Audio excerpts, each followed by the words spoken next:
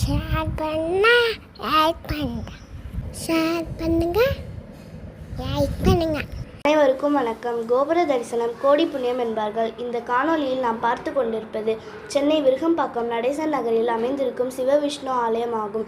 இந்த கோவிலில் விநாயகர், முருகன், சிவன் பார்வதி, பெருமாள் தாயார், ஐயப்பன், லட்சுமி நரசிம்மர், ஆஞ்சநேயர் ஆகியோர் அருள்பாலிக்கிறார்கள்.